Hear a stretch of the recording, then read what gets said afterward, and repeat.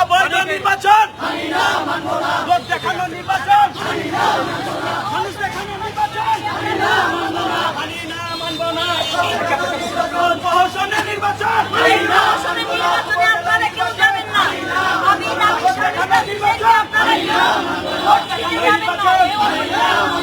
অভিনয় নির্বাচন, মানি না, মানব না।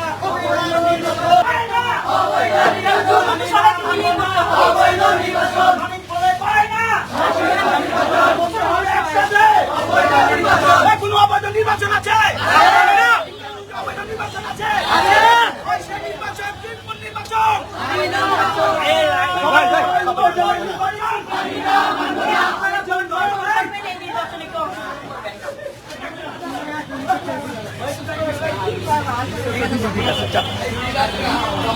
অবৈধ নির্বাচন, প্রহসনের নির্বাচন,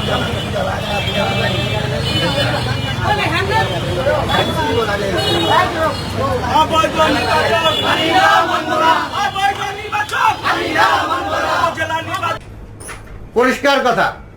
আজকে যারা বলে একই বলে, কয় না শেখ হাসিনা ঠিক আছে, বাকি সব চুরি করতেছে, অনেকে জায়েজ করার চেষ্টা করে। আরে ভাই, উনি যদি ঠিক থাকে তাহলে বাকিরা চুরি করে কেমনে? বাকিরা করে কেমনে?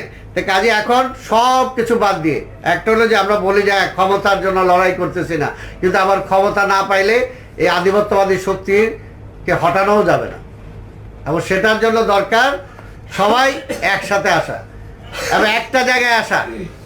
একটা জায়গায় আসা যদি আমি বিশ্বাস করি, যেটা আজকে এখানে রাশেদ বলল, ফারুক বলল, মঞ্জু বলল, যে আজকে যদি আমরা চাই যে আজকে ভারতীয় আধিপত্যবাদের হাত থেকে যদি দেশটাকে রক্ষা করতে চাই, তাহলে রক্ষা করার উপায়টা কি?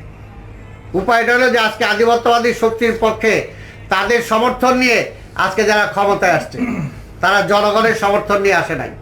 কাজে আমাদের করতে হবে যে জনগণের সমর্থনটা নেওয়ার জন্য যে জনগণের ভোটে নির্বাচিত সরকার আমরা চাই। একটাই দাবি যে আমরা নিরপেক্ষ সরকারের অধীনে একটা ভোট চাই, এবং ভোটের জন্য আমরা এক জায়গায় যাব, বাকিগুলো পরে সব ঠিক হবে। কারণ আধিপত্যবাদী শক্তিকে যদি আমি ঠেকাইতেই চাই, তার হাত থেকে দেশকে রক্ষা করতেই চাই, তাহলে ওইটা ছাড়া কোনো বিকল্প নাই। এখানে আপনাকে আমার পছন্দ হইলো কি হইলো না, আমার মূল বিএনপির টোটাল রাস্তায় একটা হইতে পারে, এবি পার্টির পথ আরেকটা হইতে পারে, তার একটা পথ আরেকটা হইতে পারে, কিন্তু একটা তো এক, যে আমরা মানুষের ভোটের অধিকারটা ফেরত চাই। মানুষের ভোটের অধিকারটা ফেরত চাই। ভোটের অধিকারটাই যদি ফেরত পেতে পারি, তাহলে কিন্তু আজকের এই সমস্যার সমাধান হবে। আজকে বিএনপিকে দোষারোপ করতে পারে, যেটা বললাম ওই যে আমি প্রথমেই বলেছি যে আওয়ামী লীগ চায় দেশে একটা গৃহযুদ্ধ লাগাইতে। আওয়ামী লীগ চায় বিএনপি হাতে অস্ত্র তুলে নিয়ে কিছু করুক।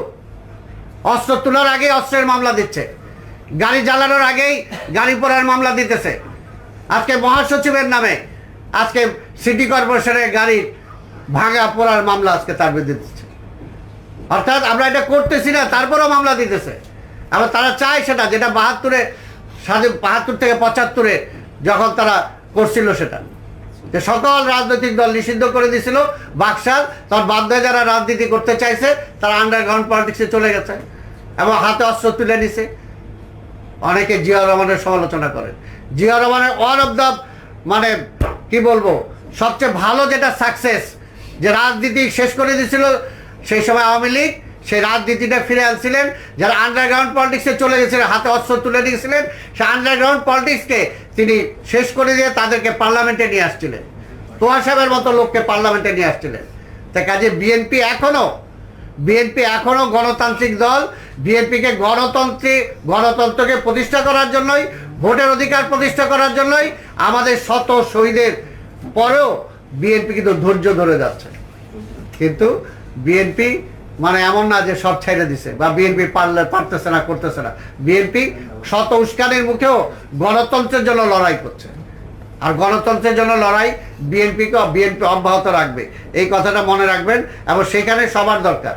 আজকে অন্যান্য কথা যারা বলেন, আরে ভাই এই সরকার একদিকে বলে আজকে গাজায় কি হইতেছে, গাজার ঘটনাকে কেন্দ্র করে আজকে সেটা তাদের লিগ্যাল করে দিল, এটা যত অন্যায় অবিচার করুক তার কোনো বিচার নাই, ক্ষমতাটা দরকার। আর ক্ষমতায় আসার পরপরই বলতেছে খবরদার আর্মির যদি কেউ চিন্তা ভাবনা করো ভবিষ্যতে ক্ষমতার দিকে, তাহলে কিন্তু খবর আছে।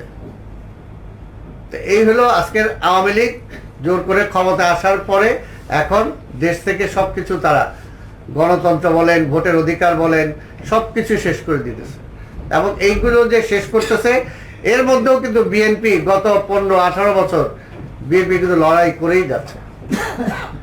এই পর্যন্ত বিএনপির শত শত নেতাকর্মী শহীদ হয়েছে। আজকে বিএনপির দেশনেত্রী বেগম খালেদা জিয়া, তারেক রহমান থেকে শুরু করে আজকে এখানে শামসুজ্জামান দুদু আছে, হাবিব আছে, অনেক, আমরা কে জেলে যাই নাই, কে মামলা খাই নাই, শত শত মামলা, হাজার হাজার মামলা দিয়ে তারা বিএনপিকে ঠেকানোর চেষ্টা করতেছে। তবে এখন আমাদের, আমি সংক্ষেপে বলবো যে এখন আমাদের উপায়টা কি। দেখেন এই যে এই ইলেকশনের আগেও আজকে যে গরম আমরা উপলব্ধি করতেছি, আজকে যে চরম একটা অবস্থা আবহাওয়ার উপরে, এটাকে নিয়ে বাংলাদেশে যে প্রাকৃতিক সম্পদ রক্ষার বামদের একটা কমিটি আছে। সুন্দরবন নিয়ে যখন ওই কয়লা দিয়ে বিদ্যুৎ করার জন্য যে প্রজেক্ট সেটা করতে চাইলো, তখন দেশে সবাই বিরোধিতা করলো, আন্তর্জাতিকভাবে বিরোধিতা হইলো, জাতিসংঘে বিরোধিতা হয়েছে।